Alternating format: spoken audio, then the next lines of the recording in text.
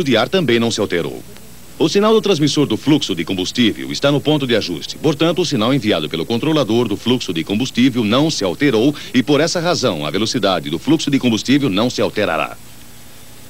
Enquanto o fluxo de combustível for mantido constante, o relé de alta velocidade detecta um aumento da intensidade do sinal do controlador mestre.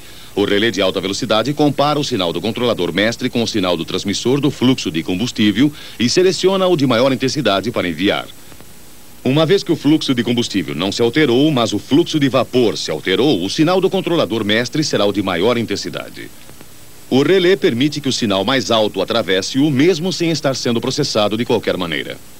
Este sinal de maior intensidade se torna um ponto de ajuste no controlador do fluxo de ar.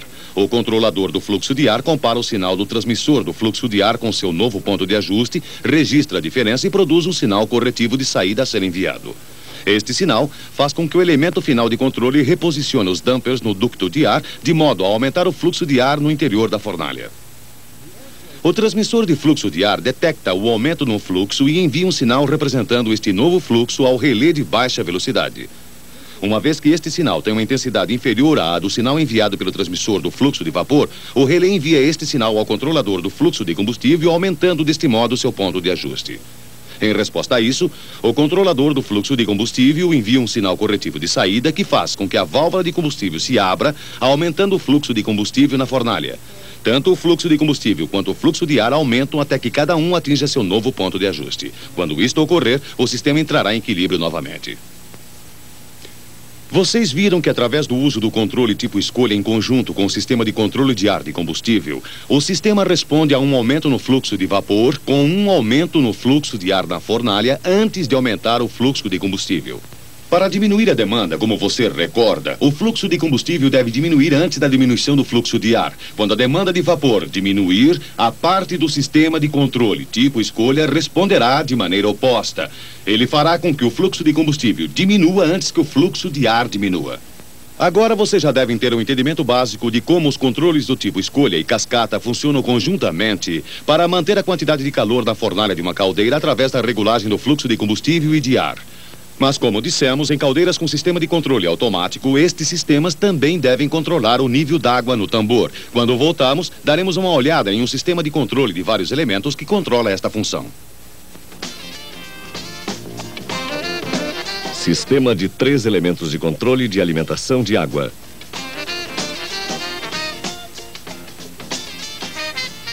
Podemos observar nos sistemas de controle do tipo escolha e cascata como a combustão é regulada na fornalha de uma caldeira. Mas o propósito da combustão é aquecer a água no tambor da caldeira e produzir vapor. Portanto, até agora só vimos parte do sistema. Para completarmos nossos conhecimentos sobre o sistema de controle de uma caldeira, nós precisamos aprender como o sistema reage diante de uma alteração na demanda de vapor para poder manter o correto nível d'água no tambor da caldeira.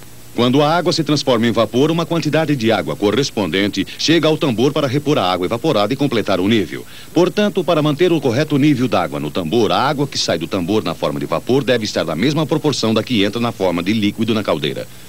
Para que haja segurança, é importante que se mantenha a água dentro de uma determinada margem. Se o nível d'água estiver muito baixo, ele pode causar o rompimento da tubulação.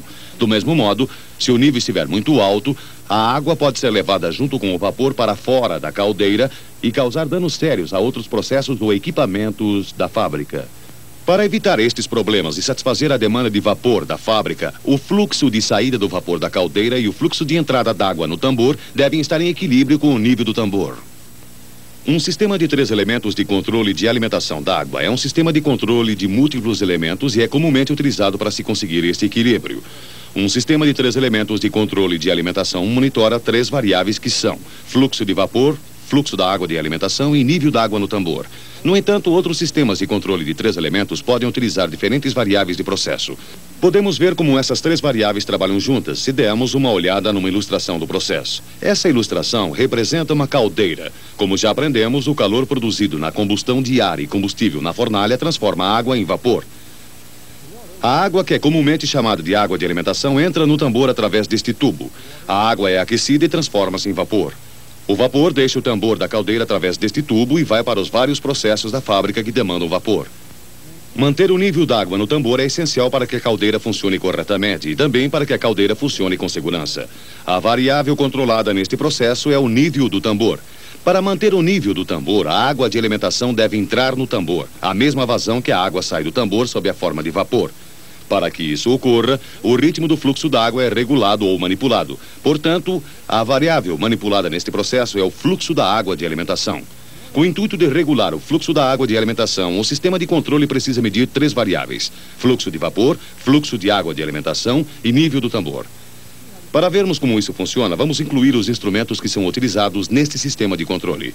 Esse transmissor mede o fluxo de vapor que deixa a caldeira e produz um sinal que representa este valor. O sinal é enviado a este instrumento, que é um controlador de proporção. Como vocês puderam ver anteriormente, um controlador de proporção computa a proporção entre 2 sinais.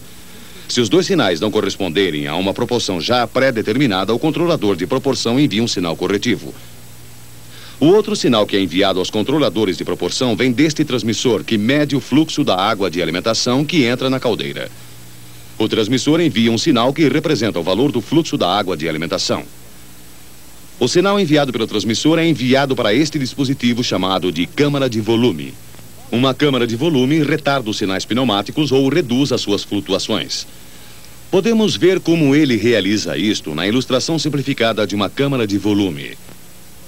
Como está demonstrado neste corte lateral, esta câmara de volume consiste de um orifício de entrada que recebe sinais pneumáticos e de uma válvula. A válvula é composta de uma restrição e de uma agulha com uma haste rosqueada.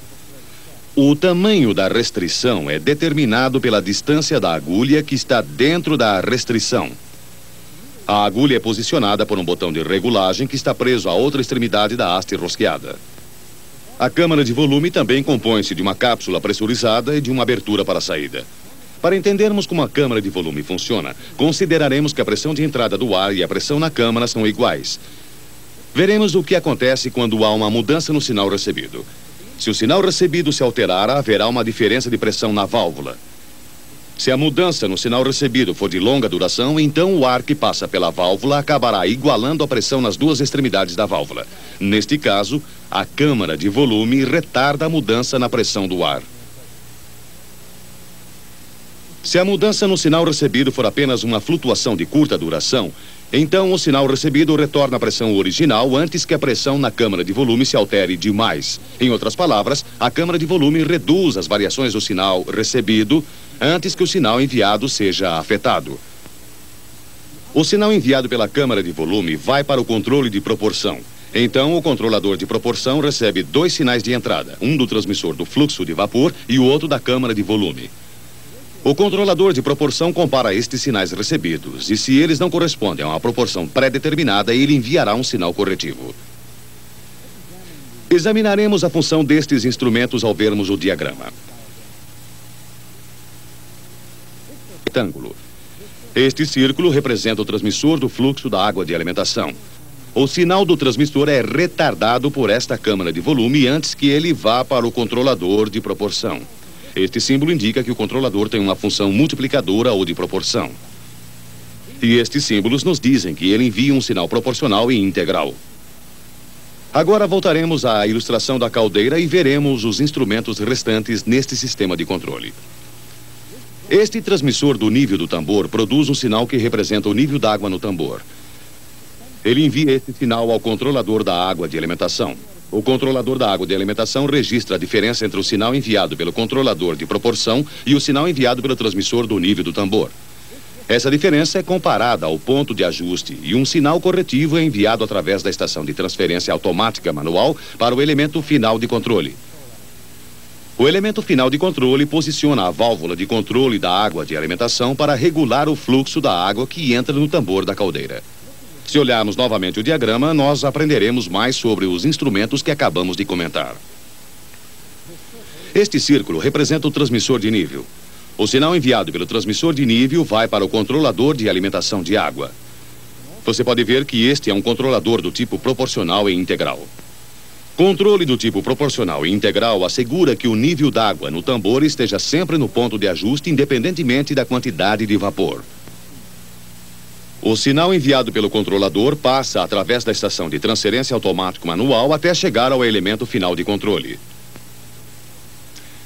Agora que já identificamos todos os instrumentos nesse sistema de 3 elementos de controle de alimentação da água e já identificamos suas funções em um diagrama, vejamos como uma mudança na demanda de vapor afeta o sistema de controle e como ele reage para manter a quantidade de água no tambor no ponto de ajuste.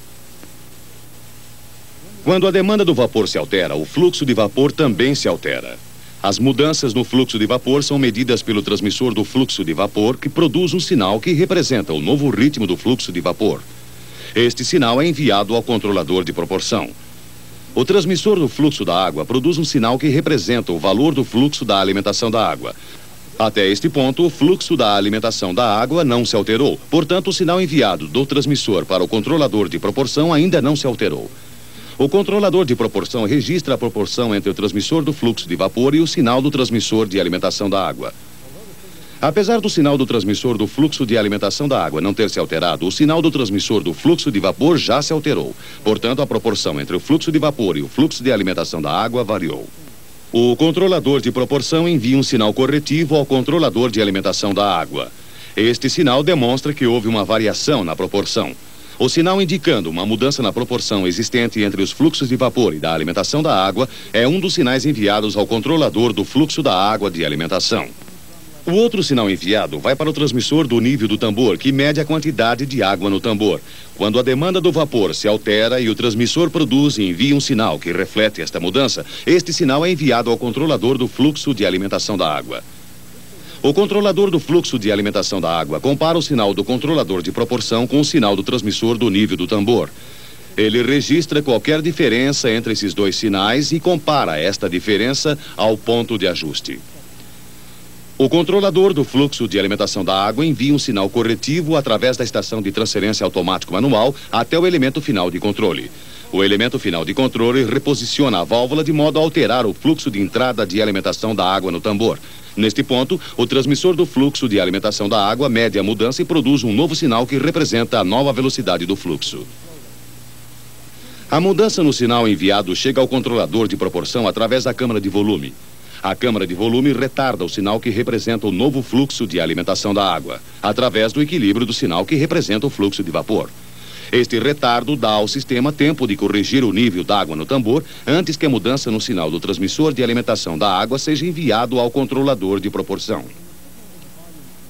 Quando o sinal na câmara de volume já foi retardado, o sinal vindo do transmissor é enviado ao controlador de proporção. O controlador de proporção computa a razão do sinal do transmissor do fluxo de vapor com o sinal do transmissor do fluxo de alimentação da água e é enviado ao controlador de alimentação da água. Este controlador compara o sinal do controlador de proporção com o sinal do transmissor do nível do tambor. Como vocês se recordam, o sinal do transmissor do nível do tambor representa a mudança no nível da água no tambor. Depois de computar a diferença entre os sinais recebidos, o controlador de alimentação da água compara a diferença com o ponto de ajuste e envia um sinal corretivo através da estação de transferência automática manual para o elemento final de controle. O elemento final de controle reposiciona a válvula de controle de alimentação da água para regular a água de alimentação para o tambor. Este processo continua até que o nível do tambor retorne ao ponto de ajuste e o fluxo de vapor fora do tambor se equilibre com a quantidade de água dentro do tambor. Se olharmos novamente para os sistemas de controle de caldeiras visto, podemos reunir as informações obtidas através de alguns pontos comuns. Vimos como o calor necessário para se produzir vapor é mantido através da regulagem da entrada de combustível e ar na fornalha. E mostramos também como o nível da água é mantido através da regulagem da entrada de alimentação da água no tambor. É verdade que mudanças no fluxo de combustível e de água podem não afetar diretamente o nível do tambor e mudanças no nível do tambor podem não afetar diretamente o fluxo de ar e combustível. No entanto, mudanças no fluxo de vapor irão afetar todos os outros sistemas de controle numa caldeira: combustível, ar e nível d'água no tambor. Ao longo deste programa, nós examinamos uma ampla variedade de sistemas de controle de múltiplos elementos. O sistema de controle de proporção, o sistema de controle do tipo cascata, sistema de controle do tipo escolha e um sistema de 3 elementos de controle de alimentação da água. Foi visto como cada um desses sistemas desempenha a mesma função de um modo geral. Cada sistema de controle mantém um processo da fábrica dentro ou próximo de um valor pré-determinado. Através do entendimento básico dos sistemas de vários elementos e entendendo como diferentes exemplos funcionam, vocês terão mais segurança ao manter ou consertar sistemas semelhantes em sua fábrica.